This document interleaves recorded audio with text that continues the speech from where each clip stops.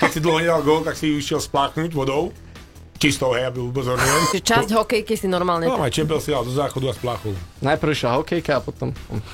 Potom on na kanály si vyšiel, keď sa ti nedarilo. Podľa mňa Dominik aj slzu vyroní, lebo... Hej, ja už aj podaj slzu, už to je také... zmiešané. Už sa to nedá rozpoznať. Veľmi neskoro to išlo. Mali ste to dať skôr. Myslieť aj na deti. Požiadavku na Medzinárodnú federáciu hokeja. Že myslieť aj na deti. A cinkalo to každý mesiac, alebo tam sú nejaké iné? Nie, v Amerike si platí na každé 2 týždne. A každé 2 týždne cinkalo. Hej, po dobu 6 mesiacov. A tak jasne, na tej farme to nebolo, ale viem, že keď som sa dostal do NHL, tak som si proste kúpil byt. Jeden host, 2 moderátori. Dopamin Talk Show. Vítame vás pri počúvaní a tí, ktorí nás vidíte aj pri sledovaní našej novej talk show, v ktorej budeme takto vo dvojici s Dominikom spovedať vždy v piatok v premiére v BBFM rádiu nejakého hostia. A dnes môžem povedať, že vždy to bude presilovka, čiže vždy si pozveme niekoho, koho budeme spovedať a zistíme niečo o jeho živote. Viac, samozrejme. Do BBFM Dopamin Talk Show sme si pozvali veľkú osobnosť Banskej Bystrice, ale aj celého Slovenska. Je to bystrický rodák, športovec, hokejista, ktorý začínal v rodnom meste v klube HC Banská Bystrica v sezóne 98-99. Od roku 2001 je hráč NHL. Neskôr hral aj v KHL a kariéru ukončil v 2019. Tomáš Surový. Ahojte, ďakujem za pozvanie. Vítaj. Niečo sme nespomenuli, čo sme mali spomenúť? Ne, možno k tomu prídeme. No, v ročníku 2000-2001 hral za Poprad. Toto som si povedala, že musím spomenúť, pretože ja ako Popračanka si veľmi vážim, dokonca, že ho mám na stene, na plagáte. Som si to tak minulo všimla, mám tam jediný plagát popradských hokejistov a to je práve z toho roku. Takže je to tak ako poprepájané celé. Je to zaujímavé, že to spomínaš, pretože teraz sme boli s 20-kou v Poprade na prípravnom turnaji vo februári a rollbári alebo tí chlapí, ktorí sa o to starajú, ma tam zavolali do nejakej kancelárie a presne tento popradský plagát tímový z 2001. Mi to ukazovali, takže bolo to celkom milé, že po toľkých rokoch a stále tam visí, samozrejme mali tam z každého ročníka, lebo samozrejme tí chlapí, ktorí sa ten štadión fantasticky starajú, tam majú všetky ročníky, ale som bol veľmi rád, že tento môj som takisto videl. Si bol také mladé ucho, nie? Koľko si mal rokov vtedy? To som bol na vojne, to ešte slúžila základná vojenská služba, čiže... To si ešte stihol. To som rukoval vlastne na rok v tom čase a potom počas tej sezóny to zmenili na 9 mesiacov. Čiže mi to presne vyšlo od júla do marca počas sezóny a tých 9 mesiacov som si oslúžil vojenčinu a čo som chcel povedať? Povedz, že Poprad alebo Banská Bystrica, ktoré mesto je krajšie? Samozrejme Banská Bystrica. No. Ale Poprad mám veľmi rád, akože musím povedať, keď trošku do vážnosti, tá sezóna mi veľmi pomohla. Tam bol tedy pán tréner Jančuška s pánom Turanom Tiborom, aby som boli viacerí, aby som nepoplietol, ak by som náhodou, tak sa ospravedlňujem. A ten ročník mi veľmi pomohol, tá vojenčina, čiže ja som Poprad mám tak zapísaný vo svojom srdci, pretože veľmi pomohli. V 19, keď máte dobrú sezónu, tak vám to veľmi pomôže a vlastne následne to leto som bol aj odraftovaný do Pittsburghu, čiže na Poprad veľmi dobre spomínam. Dopamin Talk Show. Vieš čo, a čo ten Pittsburgh? To je také mesto, že Slovákov, vieš, že tam žije veľa Slovákov. Ty si tam takého Slováka niekedy stretol len tak?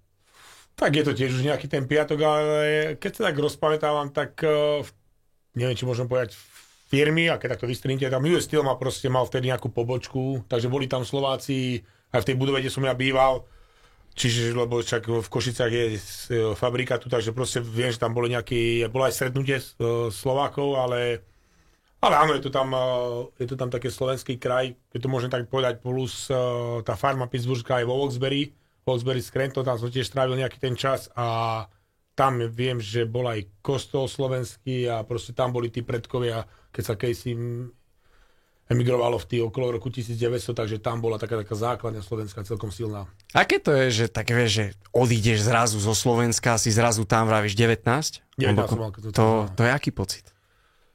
Tak v podstate ja som bol rád, lebo ako mladý chalan si o tom sníval, a hlavne keď prídeš do toho veku, keď máš 14, 15 a 16 a už trošku vidíš, že vyčnievaš v tej svojej kategórii, tak začneš uvažovať, že možno by s tým hokejom aj niečo mohlo byť.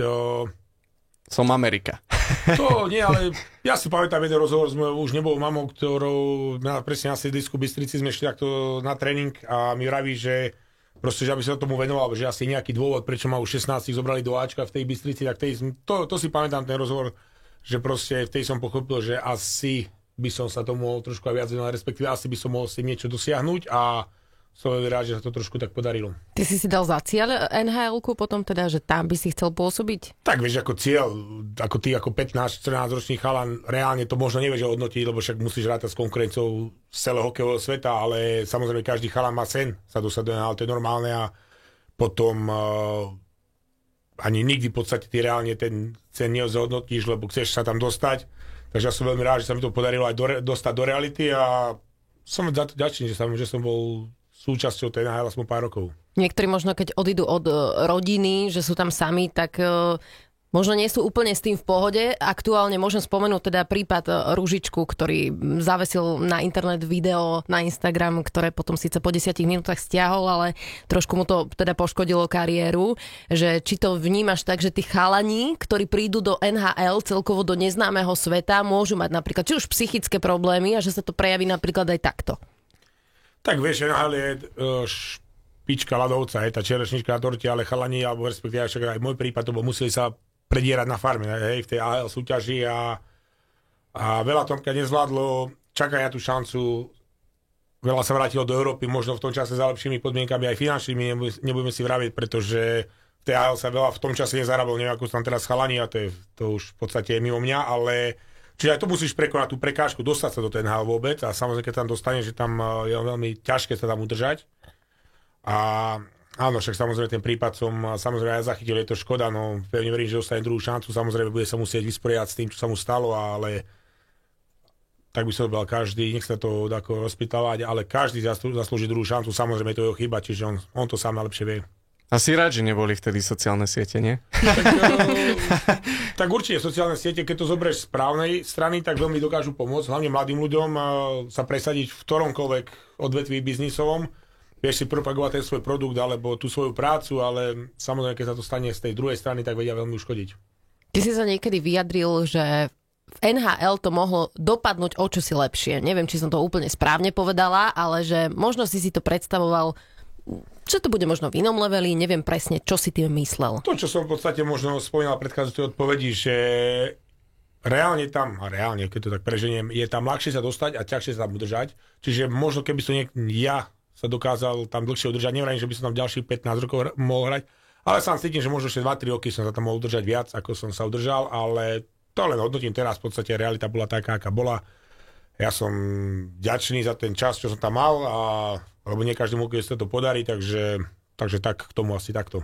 Čo si tam robil s voľným časom? Keď si takto prišiel do tej Ameriky? Bol? Ale bol, ty si vždycky nájdeš čas, ale samozrejme sa trošku nejak staráš o to svoje telo, ten svoj životný štýl, keď hráš hokej a keď nehráš, snažíš sa stravovať správny čas, čiže vymyslí si, buď keď si bol sám, single, alebo si mal niekoho, to je v podstate jedno, ale teraz to hodnotím nie len môj prípad, ale celkovo, tak ideš na tú večeru o 6. večer, aby si sa najedol pred tým zápasom správny čas, snažíš sa nie jesť o 10. a tak ďalej. Čiže v podstate dodržiavať tie také rituály, správne sa zaraňajkovať, aj keď vtedy, toto majú tí chalani mladí, vy možno preskočím nejaké tvoje otázky, ale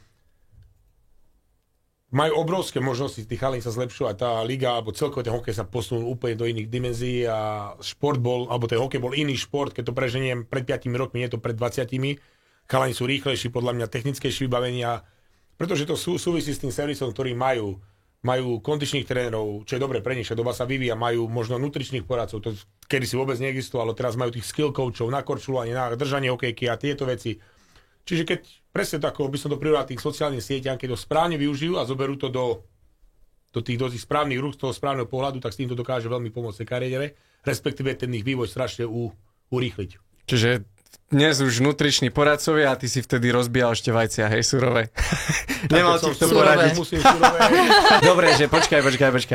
Keď už prvýkrát cinkla taká tá, fakt, že dobrá, vieš, že už si pozrel na ten účet a povedal si, nemusím riešiť, čo si prvé išiel nakupovať? To od vajec si prešiel k zárobkom? Vajcia máme. Ja by som si ich mohol kúpiť. A cinkalo to každý mesiac, alebo tam sú nejaké iné? Nie, v Amerike si platí na každé 2 týždne. Každé 2 týždne cinkalo. Po dobu 6 mesiacov. Ale jasne, na tej farme to nebolo, ale viem, že keď som sa dostal do NHL, tak som si proste kúpil byt. prvé, čo som si kúpil byt. Takže doma? Tu? Áno, v Bystrici, takže v podstate možno dobre, lebo však väčšinou si mladí chalani, to je v poriadku, však tak inak rozmýšľaš, keď máš 40, keď máš 20, si kúpia drahé auta a tak ja som našťastie v tom čase dáko zarozmýšľal a kúpil som si ten byt, no, takže to bolo také, čo som si kúpil za také prvé peniaze. A nič také podľa mňa on chcel počuť nejakú blbosť. Hej, trošku pre seba, veď, tak ja neviem. Nič, ako ja ti poviem, ja som auto nemal také, ja som mal maličké, čo som to aj mal Volkswagen Polo, neviem, či to môžem povedať, takže nič. Môžeš, jasne. Ja mám Golf, takže som hrdý teraz. Kvôli značkám, neviem, ako to máte, takže ja som si ten byt kúpil, to bolo také, keď sa pýtaš za také prvé peniaze. To bolo tu a tam si čo kúpil? Tak tam nič, tak tam si musela kúpiť auto, aby si mal ako fungovať, to bolo akože, či si chcel alebo nechcel, tam to nešlo, tam nejaké chodníky, ale takto pešo sa presúvať moc nehrozí v Amerike, takže to bolo také, že muselo sa to vyriešiť a byt bol akože prenajatý. Tam samozrejme tí chalani, ktorí boli dlhšie v NHL, zarábali tie veľké peniaze, čo si spomínal. Si určite kúpili domy a tak ďalej, zainvestovali, ale ja som v Amerike vždy býval len v prenajatých apartmanoch. A za to si ty spomínal, že mohol som tam trošku dlhšie ostať, že aby si sa aj ty... To jedno s druhým, samozrejme. A takéto varenie, pranie, lebo však nedávno spomínal, neviem, či otec Slavkovského, že išiel mu tam navariť alebo vyprať, no už si nie som úplne istá, ale že ako si to mal ty poriešené? Tak snažil si sa buď niečo sám si kuchtiť, alebo do reštaurácie. Mal som na tej farme veľmi dobrého známeho, ktorý mal reštauráciu, k nemu som chodil často. Potom však v Amerike to nie, alebo respektíve je to tie soboty, nedele a pondelky, tie americký futbal, čiže po zápase chodilo tam na večeru, sa tam pozerávali taká tradičná nedelná noc alebo večer bol s tým americkým futbalom. Takže proste ako prišlo, človek sa musel o seba vedieť postarať, pretože bez toho to nešlo. A spomenul si mladých hráčov, sú nejakí takí, s ktorými si prehodil pár slov a si im dal napríklad radu, že či už do života normálneho alebo hokejového? Ja som skončil v NHL 24 ročný, takže asi som moc nemohol ešte radiť 20-ročným chlapcom, ktorí prichádzali. 16 ročný možno. 16 tam nie sú draftovaní, môžu byť až keď máš 18, takže toto nie určite tam. V súčasnej dobe vieš, že neviem, so Slavkovským, že prehodíš pár vied a povieš, že počúvaj ma. Ja som raz v živote a myslím si, že Ďuro je veľmi inteligentný, čo ja vnímam z médií, ja som raz v živote videl na nejakej akcii, sme sa pozdravili, ale on sa musí sám vysporiadať s tým svojím tlakom, čo má a myslím, že zatiaľ to zvládá na jedničku. Vyšiel tak na začiatku som videl tak pomalšie, hej, že kým sa tam tak zaaklimatizoval a teraz to tam už bombí. Ale to je normálna vec, ktorá funguje v hokejovom svete a to je jedno, na akom leveli hráš, alebo trénuješ, alebo čokoľvek robíš v tom športe, je tam nejaký proces a no možno, dobre, že sme to spomenuli, na tom Ďurovi to vidno úplne perfektne, bol jednotka, čiže najtalentovanejší hráč vo svojej kategórii, ale proste tiež potreboval čas a veľmi dobre ten Montreal s tým pracoval, pretože vedel, kde sa dostane za rok, za 2, za 3, teraz ak sa nemýlime v druhom ročníku alebo tej svojej zmluvy a už teraz aj sa to prejavuje na tých bodoch, na tom ice time, takže to je to proces ako vo všetko v živote a nič nejde zo dňa na deň. Tam je úplne normálne. Prepáč, tam je asi dôležité takéto mentálne nastavenie, či už odolávať tlaku je takému alebo onakému, lebo môže byť tlak, že wow, si super a teraz všetci od teba očakávajú výsledky, alebo že vôbec ti nejde. Dobre, ale tak je tam sa treba uvedomiť, že či už Ďuro, alebo druhý bol Šimon Nemec, jednotka, dvojka na drafte, že tie tlaky boli oveľa väčšie ako na nás hráčov z nižšej kategórie na tom drafte, čiže to je normálne, oni sú veľmi už na svoj vek veľmi vyzretí, veľmi psychicky odolní a klobúk dole pred nimi, že to zvládajú, pretože Slavkovský hrá v hokejovom meste v Montreale, čiže ten tlak je tam enormný a vie sa s tým vysporiadať a takisto aj Šimon Nemec prichádza do NHL, respektíve už je tam, tuším, že 3. mesiac, čiže klobúk dole pred tými chlapcami, že v tom mladom veku dokážu zvládať takýto tlak, pretože to sú tie, čo sme sa bavili skorej, sociálne siete, vtedy keď si dal gól, alebo respektíve ty si ani o sebe nevedel, že na Slovensku o tebe píšu v tých ešte printových novinách.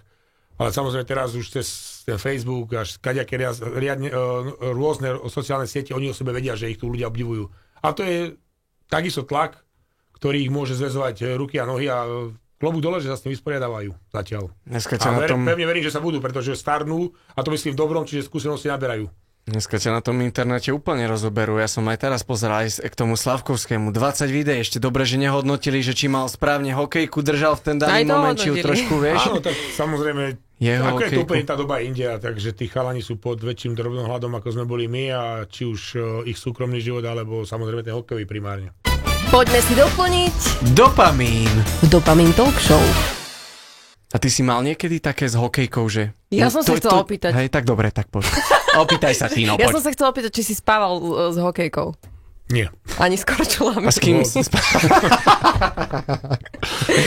No dobre, takže hokejka nebola v posteli, ale... Tam bola v šatni. Čiže tam nekladeš žiadny dôraz na hokejku. Bolo ti to jedno, podali ti, hral si, rozbila sa, zlomila sa. Tak jak samozrejme, každý mal svoju hokejku, to je jasná vec, mal si svoje zahnutie, mal si svoju tvrdosť tej hokejky, uchopenie, ako či bola hladká, alebo bola gripová, takže každý mal svoju hokejku a samozrejme, keď si ju zlomil, tak si za ňou nemohol plakať, lebo asi tak reálne v tom profesionálnom hokeji zlomíš hokejku, tak priemerne každý 3., 5. deň. No, čiže, ale tak nemusel si tak, že ju pohľadkať špeciálne, aby ti dala šťastie, alebo nemal si takéto rituály. Ale dobre, boli, sme tu niekecali, aby si to mali nejaké zaujímavé, dávali sa hokejky do záchodu. Čože? Keď si dlho nedal gól, tak si ju išiel spláchnuť vodou. Čistou, hej, aby upozorňujem. A neviem, že si to robil často, ale boli aj také, v tom čase takto to fungovalo, neviem, aký majú teraz chalani rituály, alebo respektíve veci, ktoré im prinášajú šťastie, alebo mali by zmeniť. Čiže časť hokejky si normálne... No, aj čempel si dal do záchodu a spláchol. Najprv išla hokejka a potom... Potom on na kanály si vyšiel, keď sa ti nedarilo. Dobre, takže a nejaké iné rituály ešte, ktoré by ti mali dopomôcť? Vieš čo, ja si myslím, že tie rituály sú skôr zväzujúce, pretože keď ich máš strašne veľa, tak potom, ja vymyslím si, išiel si, teraz neviem, rýchlo odbočil si za nejakým autom, ale zrazu si nemohol, tak si išiel zakrútu ďalej na ten štadión a potom sa ťa to rozhodí v hlave, že už mi nevinie zápas. Čiže takéto mimo ľadu som sa snažil ja nemať, ale samozrejme, keď prídeš tie 2 hodiny pred zápasom do tej šatne, alebo keď som chodil, tak mal si svoj, ani nie rituál, ale skôr taký postup tých vecí, že išiel sa rozcvičiť, išiel si sa obliec, opaskoval si hokejku v tom čase a tak ďalej. Tieto rituály, alebo respektíve postupnosť toho, tie prípravy na ten zápas sa dodržiavalo, ale práve mimo ľadu som sa rituálov snažil vyhýbať, lebo viac zväzovali podľa mňa, ako pomáhali. Jasné, však si mohol, keď si už mal veľa, si v polke zápasu povedal, bože, som neobkrúžil ešte raz ten štadión. Sa smeješ, ale ono to nie je sranda, ono sa dostane tomu človeku do hlavy, alebo tomu hráčovi a si povie, že ráno o 10. som šiel druhou zákrutou a celý deň si myslíš, že nevidí ten zápas. Čiže áno, to... A mal si niečo také šialené, na čo si spomínaš? Možno len jeden moment, nehovorím, že stále si to opakoval. Teraz si akože budem protirečiť, ale keď som hral v Blue vo Švédsku, tak tam som ťahal sériu 12 domácich zápasov po sebe bod, alebo gól, alebo prihrávka, že bod. Tak viem, že som chodil, tam bolo nejaké jazero, si presne nepamätám, a kratšia cesta bola ísť proste naľavo. A ja som to obchádzal celé, tých 12 zápasov, pretože som tomu veril. Takže to je to, čo som sa snažil potom tomu vyhýbať, keď mimo ľadu, keď mi tá séria skončila, tak som zase už chodil tou bližšou stranou, ale... Na oslavu už išiel kráčov po zápase. Že už som jednal bod a už nemusím sa zväzovať. A ako je to napríklad s brankármi? Lebo v jednej relácii, myslím, že u Citrona si spomínal, že brankári majú nejaký špeciálny rituál, alebo Rastio Stáňa mal špeciálny? Rastio tam bol, tak dúfam, že sa neurazíš, ak sme to spomínali aj tam. Rastio bol v tomto veľmi špecifický, ale brankári je veľmi ťažký post, lebo ty ako útočník, keď urobíš chybu obránca, stále tam brankár, ale proste keď brankár spraví chybu, tak hlavne ten laický fanúšik, a to myslí fakt dobrom, vidí iba tú chybu toho brankára, nevidí možno primárne, alebo ten pôvod toho gólu, kde sa vznikol ešte v útočnej tretine. Čiže tí brankári sú fakt pod veľkým tlakom a Rastio bol taký, že sa celý deň, keď chytával, ani nerozprával s tebou, čiže... Ako s nikým? S nikým? Vôbec s nikým, takže proste sústredil sa na svoj výkon a ja tak spätne chápem, pretože tí brankári proste majú veľký tlak na seba. Čiže keď stretneš brankára v deň, keď chytá, tak pozdravíš ho a nič. Neviem, či to všetci majú, ale viem, Rastio bol špecificky, vravím ešte raz, hádam sa neurazí, sme to spomínali v tej relácii spolu, takže je s tým asi OK. Dopamin Talk Show. Pri tebe musíme spomenúť to, že máš medailu z majstrovstiev sveta 2012. To bolo kde presne? V Helsinkách. No a ty si tú medailu tak trošku vymodlil, alebo ako to bolo? Nie vymodlil, ale ja som to už spomínal, hej, tak však títo starší chalani, tá zlatá generácia, mali tie medaily 2000-2004, v podstate 3, čiže tam chodili na tie majstrovstvá, bola to veľmi silná generácia skvelých hráčov, čiže chodili na tie majstrovstvá s reálnou šancou na medailu, ktorú aj pretavovali do tých medailí. A vlastne po tej olympiáde 2006, kde to bola silná generácia, kde sme vlastne, to bola moja prvá reprezentačná akcia v Turíne, 2006, tak potom to trošku klesalo, si treba priznať, a tie roky 2008 až v podstate už do toho 12. nebola taká reálna očakávanie na medailu, keď možno vylúčime domáce majstrovstvá, kde sme boli veľmi silný výber, ale tam to nevyšlo. Tam sme pohoreli. Tak, takže a musím spomenúť výborné majstrovstvá, čo sa týka atmosféry, ale presne potom ten rok 2012 ja som tak chcel získať medailu seniorskú a celú prípravu som si tak predstavoval, že by sme mohli získať, jak to bude, keď vyhráme, jak, kde, v námeste. Proste som si to sugeroval do hlavy a som veľmi rád, že to vyšlo, pretože reálne sme po tú medailu nešli. Čo sa týka očakávaní, treba si to aj priznať, ale sme veľmi, a všetci, čo sme tam boli, sme veľmi radi, že proste ten rok sme v dobrom vybuchli a získali sme medailu. Tak po tom roku 2011 si fakt nikto neočakával, že pôjdete po medailu, lebo tam ste nepostúpili do štvrťfinále? Áno, nepostúpili do štvrťfinále, ale jedna vec a ďalšia vec, áno, na domáce majstrovstvá prišli všetky hviezdy z NHL chalani, ktorí mohli. Tuším, vtedy iba Zdeno Chára neprišiel, ktorý vlastne v ten rok aj vyhral Stanley Cup s Bostonom. A ten ďalší rok nie všetci prišli, respektíve aj však mali svoje povinnosti vo svojich kluboch v NHL, takže ten výber bol papierovo slabší a veľmi sme radi ešte raz všetci, že sme tam boli za tú medailu. To bol vtedy ten tlak, čo všetci, neviem, či si pamätáš. Jasné, veď ja sa chcem už čakám, kedy ma pustíš k slovu. Počkaj, ja som chcela spomenúť svoje vlajky na spätných zrkadlách. To som mala také špeciálne a počúvala som asi tých 20 hokejových hymien, ktoré vznikli v tom roku, lebo bolo ich fakt veľa.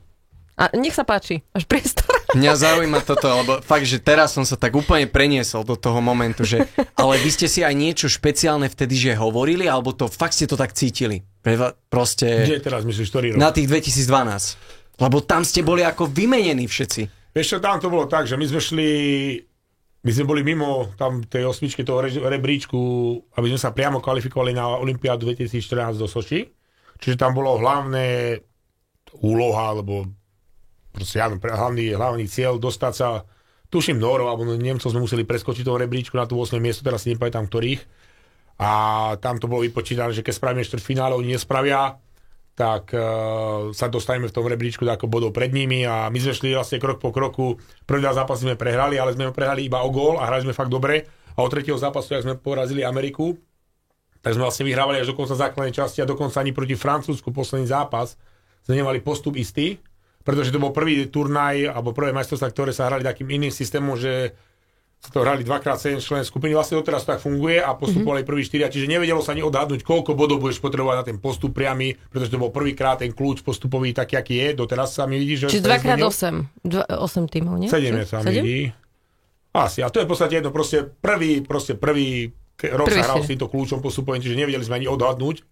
A nám nakoniec bolo treba 15 bodov a poraziť ten posledný zápas na priamy postup Francúzov, čiže do poslednej chvíle sme nevedeli, či vôbec postúpime do štvrťfinále.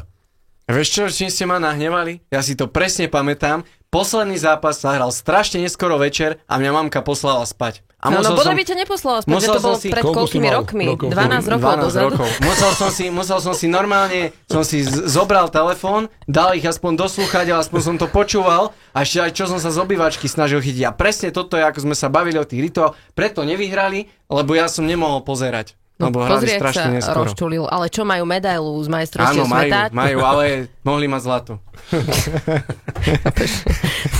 No, vidíš, čo tu zažiješ v BBF rádiu? Hej, lebo to bolo strašne neskoro. Veľmi neskoro to išlo. Mali ste to dať skôr. Myslieť aj na deti. Požiadavku na Medzinárodnú federáciu hokeja. Myslieť aj na deti. Áno, si tu z nás najmladší aktuálne v tomto štúdiu. A kde máš tú medailu? Máš ju ešte? Máme, samozrejme. A ju leštíš? Nie, počúvaj, nemám ju ani vystavenú zatiaľ, ak sa nemýlim, takže musím to zmeniť, to je pravda. To vážne? Jedinú medailu, ktorú máš?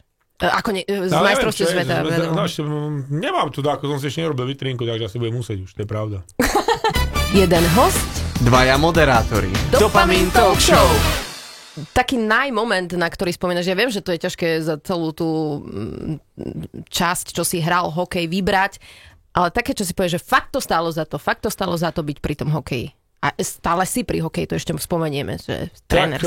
Takto, hokej je tímový šport, ale samozrejme, keď vrátim sa k tomu NHL, samozrejme každého hráča sem bol hrať NHL a teraz to bude z osobného hľadiska urobiť ten jeden zápas aspoň na začiatku a dať ten gól, takže určite to je nezabudniteľný moment pre mňa, a samozrejme plus mne to dáva to, že som to dal, prvý gól som dal v New Jersey, druhý zápas proti legendárnemu brankárovi Martinovi Broderovi, čo v New Jersey vyhral asi 4 Stanley Cupy, ak som mu ešte neubral. Takže veľká legenda, takže to znásobilo ten pocit. No a samozrejme, čo sa týka, keď sa bavíme o hokeji a o tímovosti, tak je to samozrejme tá medáľa, ktorú sme už rozoberali z Helsing a 3 majstrovské tituly doma s Banskou Bystricou. A počúvaj, keď si prišiel teda do tej NHL-ky, tak nebol aj taký ten dôležitý moment, keď si prvýkrát tak sadol s tými chalanmi ako v tíme, lebo určite keď si tam prišiel večeru, hneď, že že to nebolo hneď, že ste išli na pivo a že takto v deň si a všetko si aj rozumel po anglicky, že to trvalo tak, asi. Tak do kempu, hej, potom som prvý rok strávil na farme a mňa zavolali počas druhej sezóny v polke vo februári. Ma zavolali hore a ja som vlastne cestoval z Wilkes-Barre s autom do New Yorku, lebo Pittsburgh tam priletel a ja som hral prvý zápas na Rangers a druhý deň sme hrali na New Jersey. Tak ja som prišiel na hotel v noci niekedy a ráno som stál, išiel som na raňajky a prvého koho som stretol klasický zákon schválnosti Mária Lemieho, čiže obrovskú legendu, v tom čase ešte hráč, teraz samozrejme majiteľ a tak ďalej v Pittsburghu, takže veľmi pomohol, on samozrejme vedel, že nejaký hráč išiel hore, že ho zavolali do jeho tímu, do jeho samozrejme a tak postavil sa a privítal ma na tej recepcii ešte hotela pred raňajkami, čiže to mi veľmi pomohlo. A puk máš odložený z prvého gólu? Z prvého gólu mám, áno. A kde je? Či tak ako medaile dopadli, že nič moc? Kde je, ale momentálne neviem, kde. Ako by si ho vyčíslil teraz? No, tak vieš, akože za koľko by si ho tak vedel dať? Podľa mňa by si to strelil ako v aukcii za dosť slušný peniaz. Zatiaľ za nič. Zatiaľ za nič? Ako sa hovorí priceless. Dobre, a poďme ešte k tvojej trénerskej kariére. To musíme rozobrať, lebo však ty si sa vybral vo veľkom do Michaloviec na túto sezónu. A vo veľkom si odišiel, čo môžeme povedať, že v polovici sezóny, alebo teda pred play-off, alebo pred reprezentačnou prestávkou. Mali ste skončiť s Michalovcami do 4. miesta, aspoň takú mám vedomosť, že tak to malo byť. Aj ste boli do 4. miesta, 4. ste boli, myslím. Ale napriek tomu si odišiel aj ty ako asistent trénera a aj Kudelka, hlavný tréner. Čo sa stalo? Tak ako ono sa to rozeberalo hlavne hľadom Petra Kudelku, ja som to už spomínal, bo tiež to bolo v nejakom podcaste konkurenčnom, ale už je to, ako to trošku prebolelo, ale samozrejme ja to stále beriem tak, že nebolo to hokejové rozhodnutie a za tým si stojím a ja samozrejme Michalovcom prajem, však majú to dobre rozbehnuté a proste neudiali sa tam veci všetko košer, ak by sa mali, ale žiaľ Bohu taký hokejový život a Michalovce si budú žiť svoj život ďalej a ja si budem musieť žiť svoj život bez Michaloviec. Dopamin Talk Show.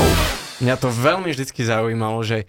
Či je smrad v hokejovej šatni? Nie. To určite. Však ak hrajú dobre, tak je to tak. Mal by byť po zápase. Aj musí byť smrad. No ale počúvaj, keď si skončil už túto profesionálnu kariéru, čo boli také tie prvé veci, čo si urobil?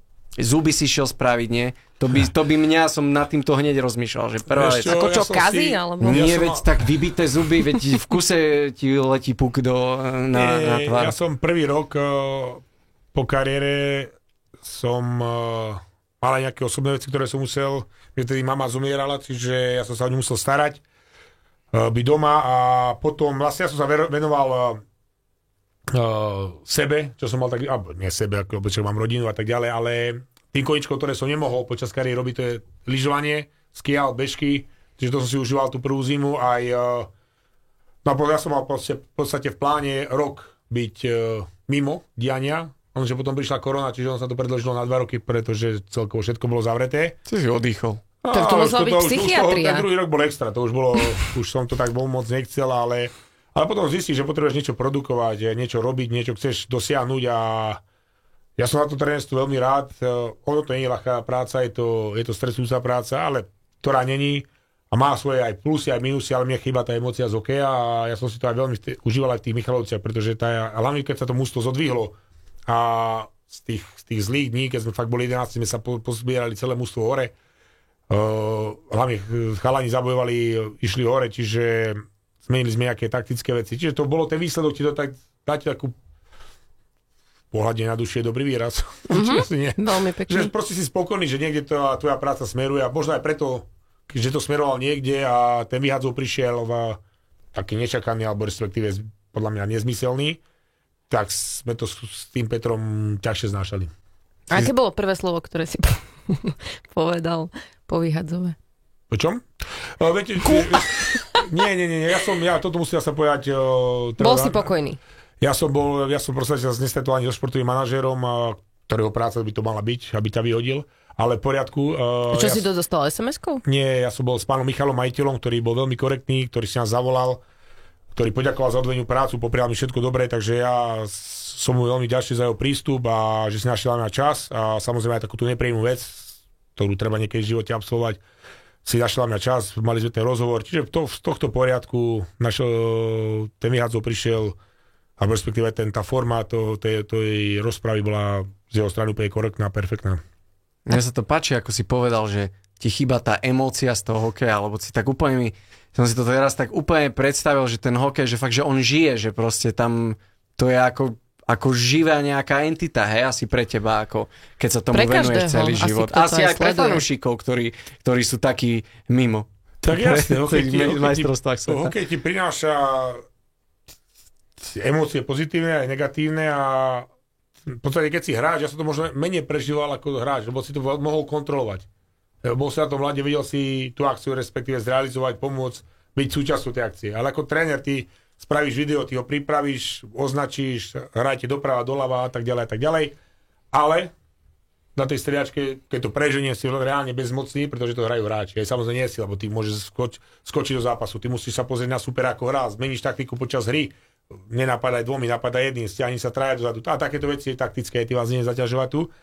Takže to ty vidíš ako tréner, alebo mal by si vidieť. A keď to zareaguješ a vidíš, že to takisto to mužstvo zareaguje dobre a zastavíš toho supera, napríklad jeho tlak z nejakého vychádzania, ktoré oni zmenili takisto, takže je to taká dobrá emócia, keď to dostaneš a zase negatívna je, keď sa to nepodarí, respektíve keď robíš všetko pre ten zápas, ale je to šport, nemôžeš každý zápas vyhrať, to je normálna vec. A bojíš sa nejakých vecí, ktoré teoretické, prakticky nemôžeš mať pod kontrolou? Lietanie som napríklad nikdy sa nebál, ale jasne, keď máš už deti, tak začneš rozmýšľať, hej. Takže to sú také... Takže o deti. Nie, že ty letíš sám a sa ti niečo stane. Aha, napríklad, hej, alebo narýchlo, keď takto spomínam. Takže možno vekom, hej, napríklad mne sa páči, priznám, že teraz by som asi padákom neskončil, hej. S padákom? S padákom, hej, alebo aj s tým tandemom, asi by som neskončil. Ale minulo sme sa bavili s ženou, bol taký článok, 90-ročná pani skočila a ja som hovoril, že to treba brať z pozitívneho hľadiska, lebo áno, možno tiež ten život sa bála a už dobre 90-ke možno si povie, no tak, že možno takéto by som možno skúsil, ak dožijem do takého vysokého veku, že mi to bude jedno. Čiže áno, ten život sa vyvíja, čiže aj to lietanie, najprv som sa nebal vôbec, potom teraz sa bojíš, možno keď už budem zase mať svoj vek, ak dožijem šťastí, tak zase nebudem bať, vieš. Čiže to má takú postupnosť, že isté fázy života sa bojíš niečo iného, tak by som to nazval. Dopamin Talk Show! Vieš čo, je taká vec, že ako ten gól, keď strelíš, vyhráte, existuje pre teba lepší pocit, akože je to top? Vieš čo, tie góly som menej prežíval, keď som hral, ako keď som trénoval. Ja som sa reálne fakt tešil z gólov našich chalanov. Či už to bolo v Bystrici, alebo v Michalovciach, pretože napríklad ja som mal starosti presilovky, čiže keď tá presilovka fungovala, som bol strašne šťastný. A samozrejme zrealizujú to chalani na ľade, možno podľa tvojho nejakého návodu, ale samozrejme korporácie odvezú chalani na tom ľade. A ty sa proste tešíš, a keď si dal ty gól, keď som hral, tak v podstate prirovnám to, keď sme vyhrali 3 tituly Bystrici, tak keď sme dali gól, a my ten prvý titul, keď sme celé to mužstvo, ale respektíve ten klub už dlho útočil na ten titul, tak ja som sa v podstate po góle už sústredil na ďalšie striedanie. Sme videli, že musíme ešte ubrániť, neviem, 2 minúty, 3 minúty a tak ďalej. Čiže tam to bolo trošičku iné, tam to bolo tak nie, že bez emócií, ale jednoducho sa snažil, aj preto, že som bol kapitán, držať tie emócie pod kontrolou, aby sme neuleteli, pretože vieš, keď si môžeš moc emočný a rozlietaný, tak sa ti môže stať, že dostaneš gól. Ja keď mám také pravidlo, aj keď nie som hlavný tréner, ale keď mám možnosť poradiť, alebo respektíve keď občas som striedal, po každom góle, inkasovanom alebo danom, vždycky striedam hráčov, alebo by som striedal hráčov, ktorí sú na ľade. Možno ich tam hneď dal potom, ale aby sa aj oni trošku skľudnili tie emócie, či už negatívne po góle, alebo po inkasovanom góle, alebo samozrejme po danom góle, aby mali aj pozitívne emócie, dali sa to trošku pod kontrolu. A tak sa to nerobí?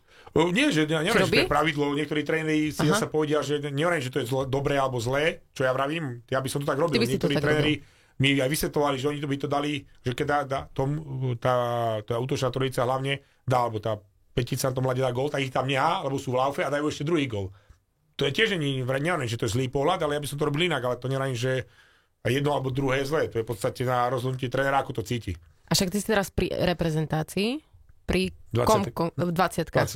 Čiže tam môžeš realizovať nejaké takéto tvoje nápady? Tak samozrejme, tam máme Ivana Fejša, ktorý je hlavný tréner, takže všetko sa podriaduje, ale to myslím v dobrom slova zmysle jeho pokynom, jeho úlohám a ja som veľmi rád, že ma tam zobral, že po tých majstrovstvách si ma zase zobral na tú z februáru akciu a potom máme ešte v apríli akciu, vlastne tí chalani sa už pripravujú na ďalšie majstrovstvá sveta, ktoré budú v decembri v Ottave, čiže samozrejme tam niekedy mi aj dovolí striedať, ja som mu to s ním som sa o tom bavil, takže to presne ako tréner cíti, hej. Niekedy v zápase, možno niektorí tréneri nemajú ani v tomto pravidlo, potom keď sa bavia o tom striedaní, možno niektorí jeden zápas to spravia, niekedy nie. Proste ako pocitovo. Presne ako čítajú tí chalanov na tom ľade. No a povedz, je hokej pre teba najlepší zdroj dopamínu? No, určite áno. Lepšie. Keďže si v BBFM Dopamín Talk Show. Tak som musel povedať. Ale tak majstrovstvo sveta v ľadovom hokeji seniorské sa samozrejme blížia, bude to blízko v Ostrave. Budeš tam či už komentovať, alebo chystáš sa ako divák? Mal by som ísť komentovať, takže pevne verím, že pôjdem a bude taká kvázi pre mňa nostalgia, pretože v Ostrave 2015 boli moje posledné majstrovstvá ako aktívneho hráča, čiže teraz si to pozriem dobre z komentátorského hľadiska, ale aj z toho fanúšikovského, takže sa veľmi na to teším. A my sa tešíme, že si prišiel k nám ako historický prvý host v BBFM Dopamín Talk Show. Wow. Ďakujem. Podľa mňa Dominik aj slzu vyroní, lebo ja už aj podaj slzu, už to je také zmiešané. Už sa to nedá rozpoznať. Aj s Mackom Uškom, ktorého máš na mikine a tí, ktorí pozerajú tento podcast, tak si to všimli. Ďakujeme krásne a prajeme všetko dobré do ďalšej trénerskej kariéry a tiež aj do komentátorskej. Nech sa ti darí preklenúť to do toho, čo máš tie ďalšie ciele, hej, aby sa ti podarilo pracovať možno aj s tými mladými a tak ďalej. Možno aj ten vlastný podcast, čo si nám spomínal. Ďakujem pekne a ja vám, ak som mal vravil, mimo off record stá čas, takže tam ma zavoláte druhýkrát, dobre? Dohodnime sa, nech sa tým pádom, nech sa aj vám darí. A to už budeš mať 95 a povieš, že ako sa ti skákalo s padákom. Však si vravila, že to idete mať každý týždeň, tak nejak mi to nevychádza tým pádom. Buď chce byť prvý, alebo 100. Ďakujeme pekne, toto bol Tomáš Surový. Ďakujem. Počúvali ste BBFM Dopamín Talk Show s Dominikom Slavkovským a Martinou Komiso. Najlepšia talk show v Banskej Bystrici. Dopamín Talk Show. Dobre, nie? No veď. Ja čakám na pokyn. Pohol som mikrofón, je dobre? Dobre. Tak poďme. Aký Macko? Macko Uško. Váže, to bolo aj cieľa, neviem, neviem, to chodí tu malý. Wow. Pekné? Hej, veď to je Ježiš, toto by som aj ja chcel.